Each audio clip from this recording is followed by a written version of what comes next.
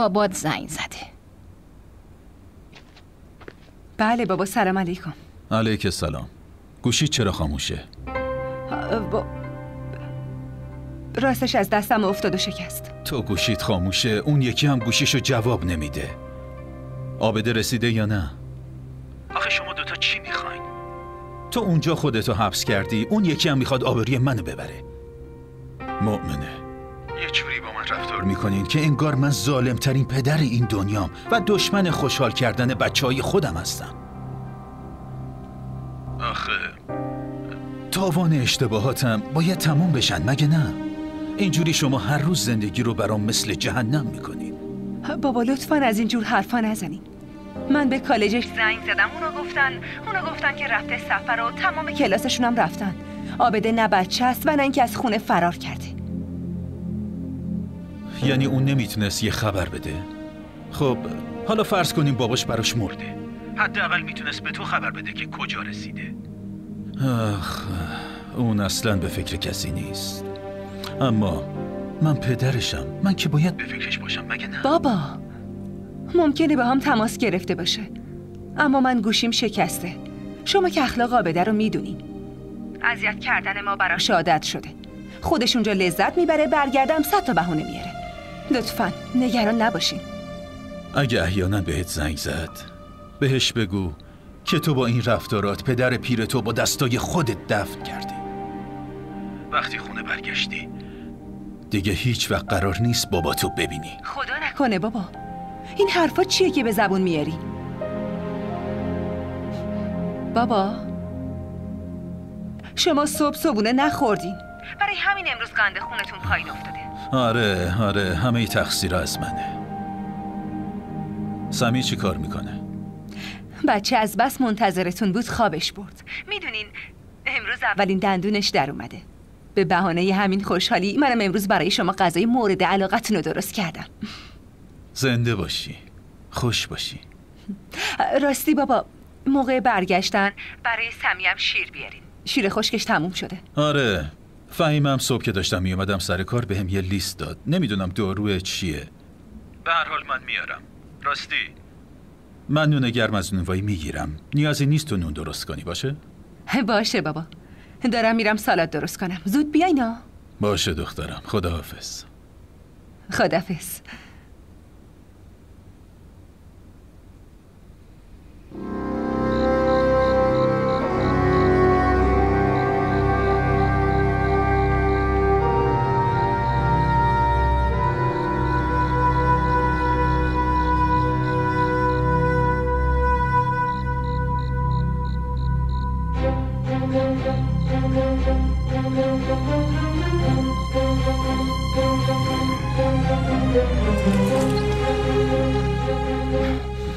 هرچی داری رد کن بیاد. زود باش.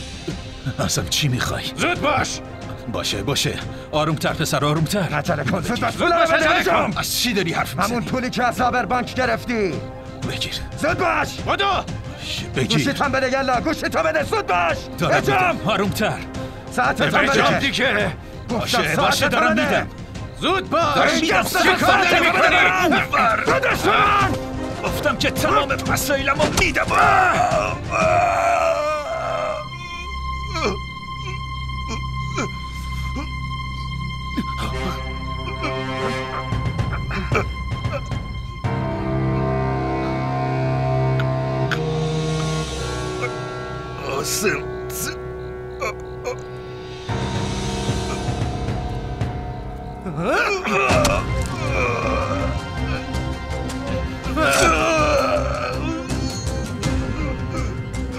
قاسم چی کار کردی؟ قاسم فرار کن!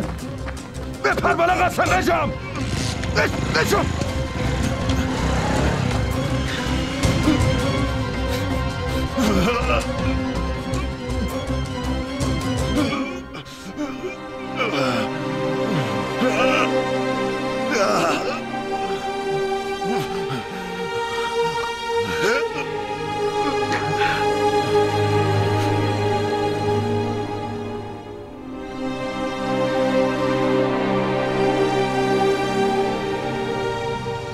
هی وایسا سب کن.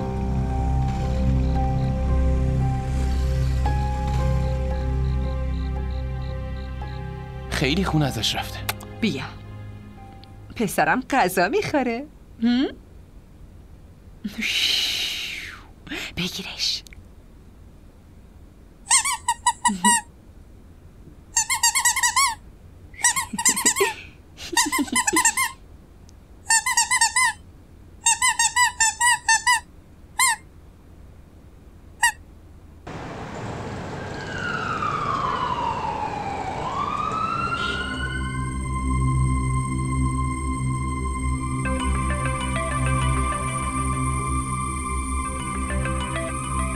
آقا این تلفنشه، داره زنگ میخوره.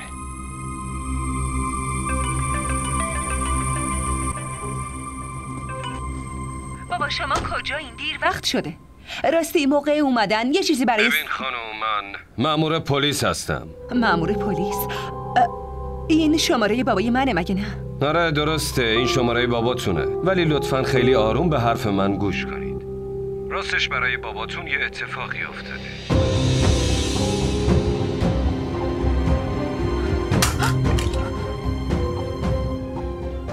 وا مومنه چت شده؟ چی کار میکنی؟ با کی حرف میزدی؟ مومنه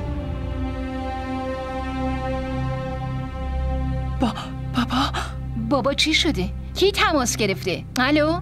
ببینین خانم، من داشتم براتون توضیح میدادم که برای باباتون یه اتفاقی افتاده.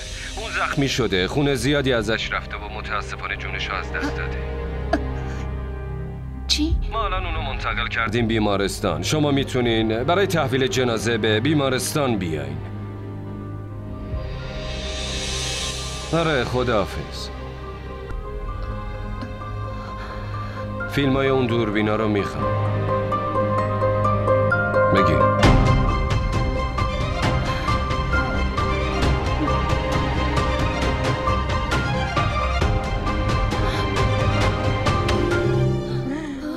نوجی زیبا، وقتش جلسه رو ببریم.